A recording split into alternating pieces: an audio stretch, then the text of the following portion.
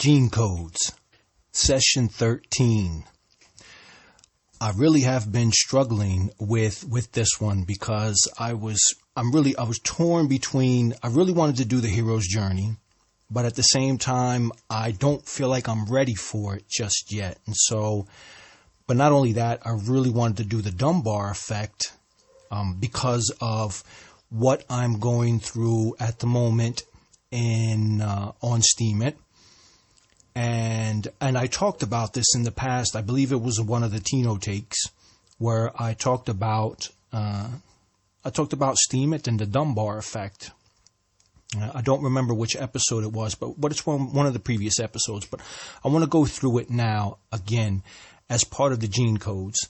Now remember, as part of the Gene Codes, I'm looking at things that have to do with the observation of human nature. And there are great masters, and Dunbar is one of those, who study humanity, study biology, study anthropology. These people are great giants that are observing things in life. And when they see patterns, they write those things down, they study them further, and they may even do experiments or do research. And what happens is that it captures my attention because I look at it as a gene code.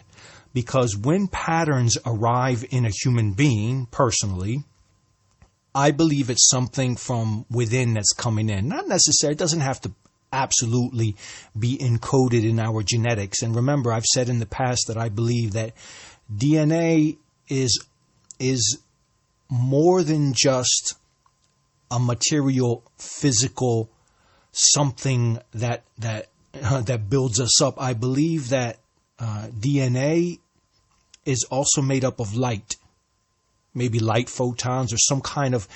There's an energetic quality to DNA, and so when I talk about gene codes, I'm talking about the more esoteric realm. I'm talking about something that is programmed within either an individual or humanity itself. And the Dunbar effect, I believe, is something that is either something that's programmed in, or because of our evolution, because of where we are now as a humanity, as an organism on Earth, and our individual genetic makeup, that perhaps we've come up against a wall or limitation. And even Dunbar, I believe his first name is Robin Dunbar, and I believe he's an anthropologist that comes out of the UK.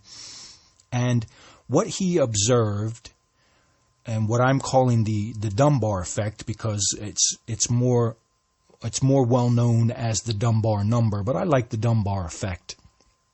It's the idea that human beings can only create genuine connections up to a certain limit. And this is something that he came across by studying animals and seeing their social makeup and seeing how they interact and how many other of their kind they interact with, which then form into groups.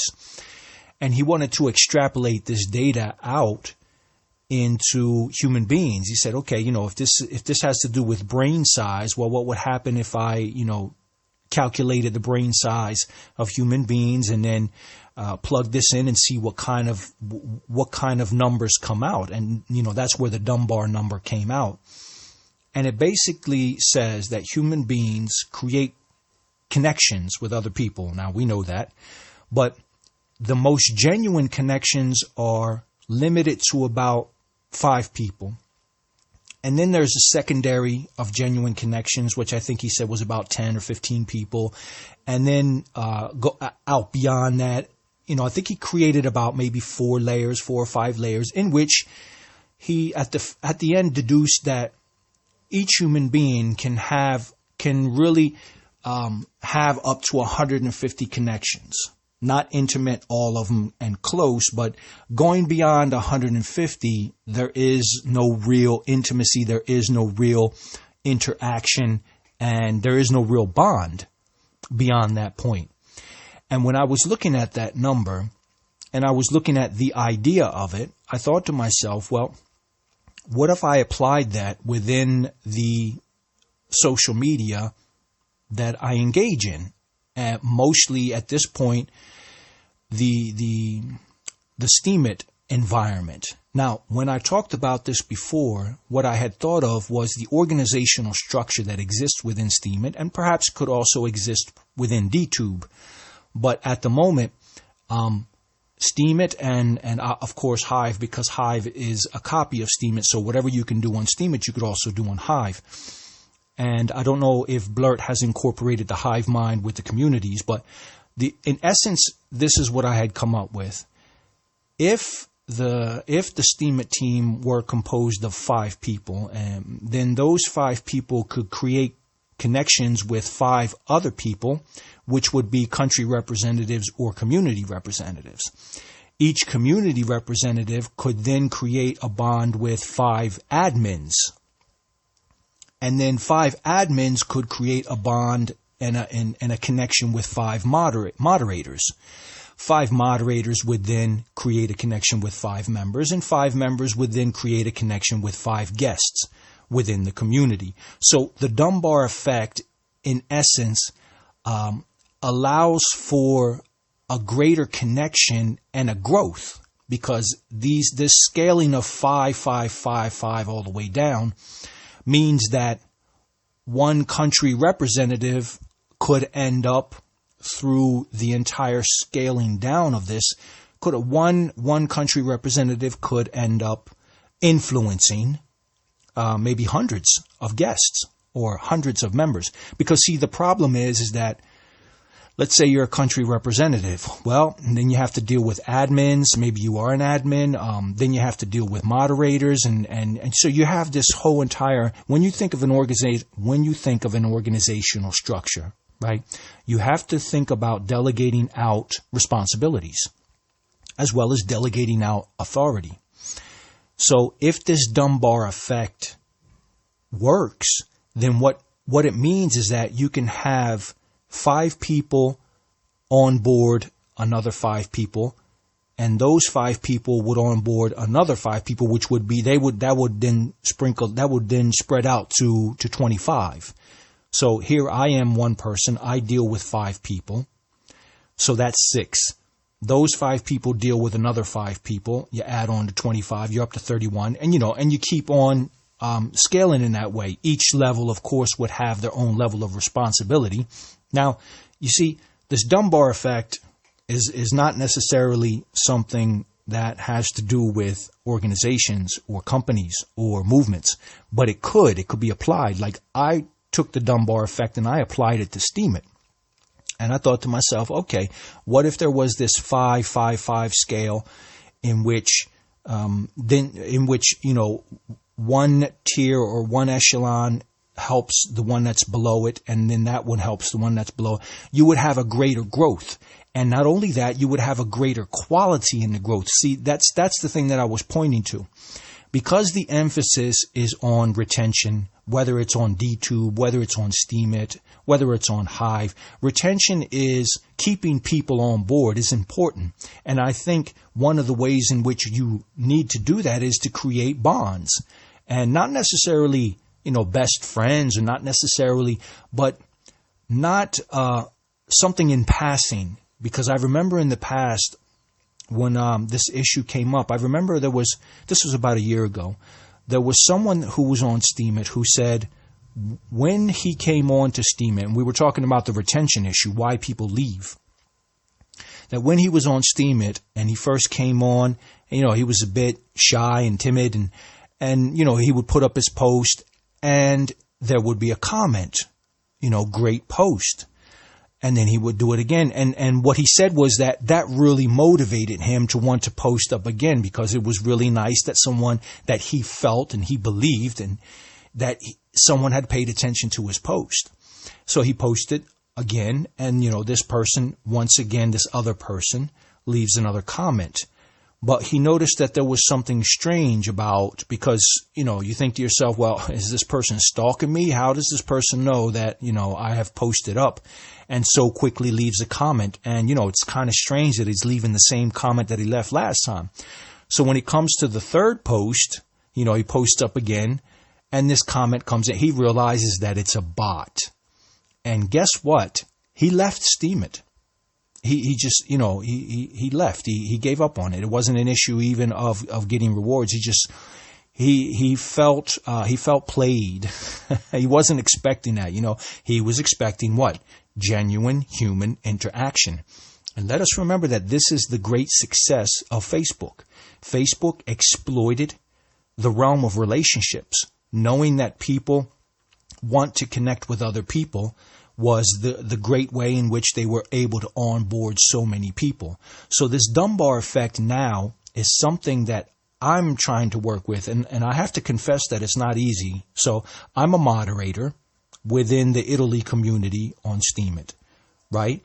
And so there are other moderators, and there are admins, and one of my admins is a country representative. So we have some members. We have about 40 plus members, and then there's a whole bunch of guests and a whole bunch of people who have subscribed.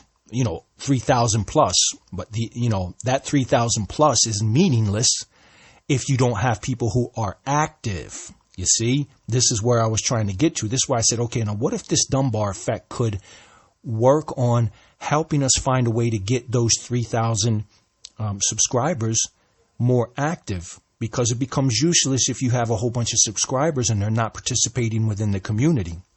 So we're looking at that active participants, active subscribers, active guests.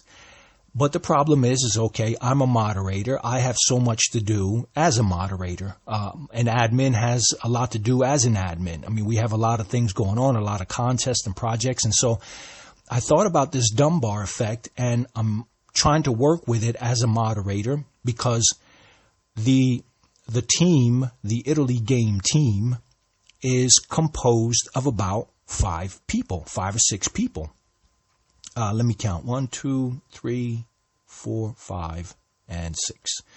So I have 5 in my inner circle. I have 5 people to deal with, and that's very easy. And we talk about problems, we talk about solutions, we talk about ideas, and it's becoming it's becoming very successful that we don't have this overload, because we create this bond between us, and we understand what the objectives are, and we understand what our goals are, and we're trying to grow this community. Now, a second layer beyond that is all of the members that we have.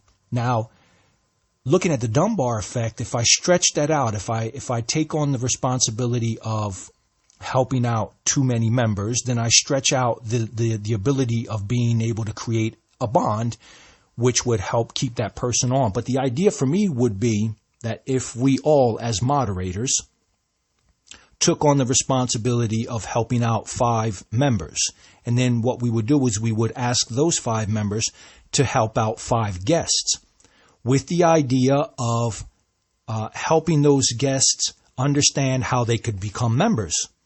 And we as moderators help members understand how they can become moderators, and so forth. But what you would do is, in order to keep the Dunbar effect solid, what you would do is that for every 5 members, let's say I recruited 5 members, or I helped out or created a bond with 5 members. Amongst those 5 members, eventually what I would do before I add a 6th member is that amongst those 5 members, I would see if there's one of those members who would qualify to become a moderator. And then I would speak to the other moderators, and I would speak to my admin, and I would say, how about we take this member and we have that member become a moderator? Once that member becomes a moderator, then that moderator then can take on the responsibility of creating a bond and creating a connection with 5 other members.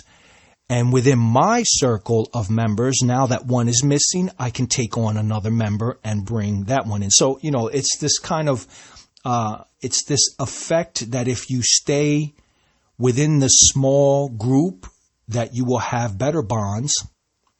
And as a result, better retention. And as a result, more cohesiveness, unity within the community or group or movement or company.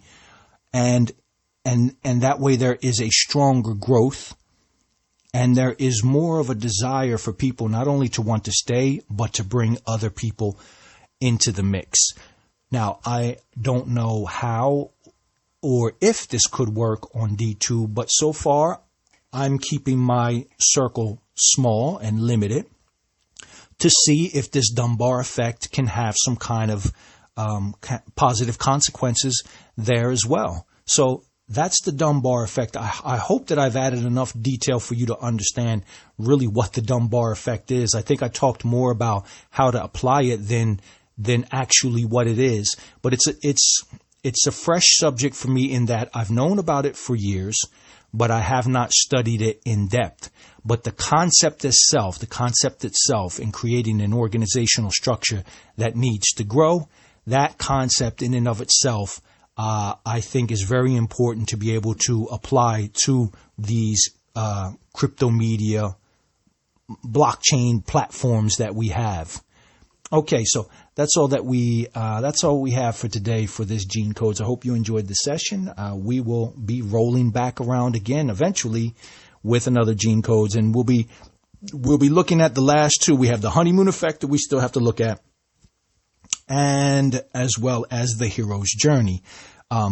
If no other topics get added on, then what will happen is I will begin to start cycling back through all of the Gene Codes back to the beginning. We'll go back to the 7 life energies, and we'll go more in depth into each of the individual Gene Code categories. So listen, thank you as always for the support. Thank you as always for listening. You have a great evening depending on where you are, because I'm doing this in the evening. Sometimes I do it in the day and sometimes I do it in the evening. So thanks again, and we will catch up soon.